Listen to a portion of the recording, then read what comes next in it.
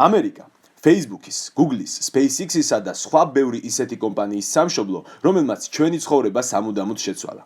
ძირითადად უკეთესისკენ. სწორედ ამ და კიდევ ბევრი მსგავსი საწარმოო გიგანტების დამსახურებაა, რომ დღეს ის ზეს სახელმწიფოდ მოიხსენიება. ამ კომპანიების დამაარსებლები კი მისაბაძ ადამიანებად. მისაბაძი ადამიანები მისაბაძი ავტომობილებით გადაადგილდებიან, რომელიც ძირითადად ეგრეთ წოდებული მწვანე ავტომობილებია. ჩუმი, კომფორტული, პრაქტიკული და რაც მთავარია, ეკოლოგიური. თუმცა, ეს ყოველთვის ასე არ ყოფილა.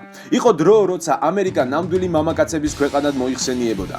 იმდენად მამაკაცების, რომ ლექსიკონში ამერიკელის შემდეგ, მიუხედავად ანბანის მიმდევრობისა, ტესტოსტერონი მოდიოდა. ასე იყო ავტომობილებშიც. დღევანდელი, ეკოლოგიასა და მეტი ჩარა გოგოების გულის მოგებაზე გათვლილი ელექტროავტომობილების ნაცვლად, რომელიც მხოლოდ იმიჯზე ორიენტირებულ უგულო ნაბიჯვარს შეიძლება მოსწონდეს, ოდესღაც, სხვათა შორის არც ისე დიდი ხნის წინ, ამერიკაში ნავთობზე მომუშავე ავტომობილები იქნებოდა. თითოეულის შექმნაში ნამდვილი მამაკაცები იღებდნენ მონაწილეობას. ისინი, ვისაც არ აინტერესებდა სხვისი აზრი, ჯინსის ქურთუკით იყო შემოსილი. კაცრ, მარილიანს სახეს ხშირი წვერი უშვენებდა და მხლის კუნთიდან ხელის მტევნამდე დიდი, მსხვილი სისხლძარღვი მიუყვებოდა.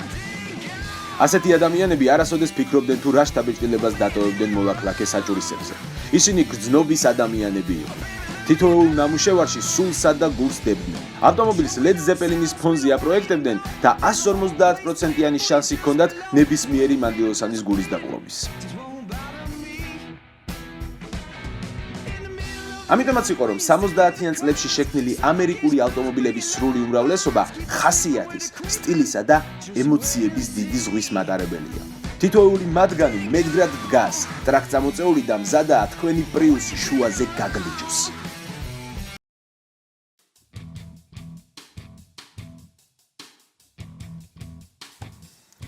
აი სწორედ ასეთია 1979 წელს წარმოებული Dodge Charger. მანქანა, რომლის პატრონზეც ვერასოდეს იტყვით, რომ გეია, იმიტომ რომ არ არის.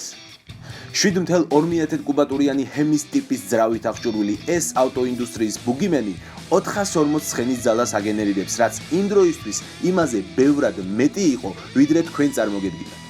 მაგრამ საინტერესო ისაა, რომ ამერიკელებმა მიუხედავად დიდი ზომებისა, მოახერხეს და ამ ავტომობილით 1970-იან წლებში 320 კმ/სთ განავითარეს და მაშინდელი მსოფლიო რეკორდიც დაამყარეს, როგორც ყველაზე სწრაფად მიმავალი ძარიანი ავტომობილი.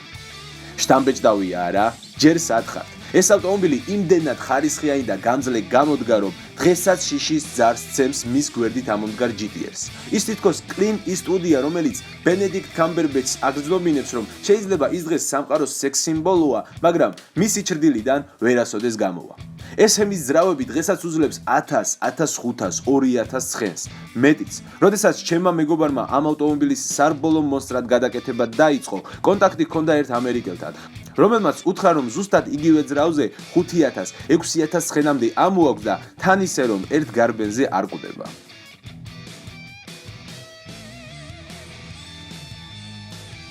და მოდი, ბევრი რომ აღარ გაგვიგრძელდეს, უბრალოდ გეტყვით, რომ ეს არის ავტომობილი, რომლის მეპატრონესაც შეიძლება ილონ მასკმა თავის ტესლათი, ცუკერბერგმა კი თავის ჰონდათი მიასროს დოულებაზე, მაგრამ კართან გაჩერდებიან და დაელოდებიან, სანამ ისიც არ მოგზარდება.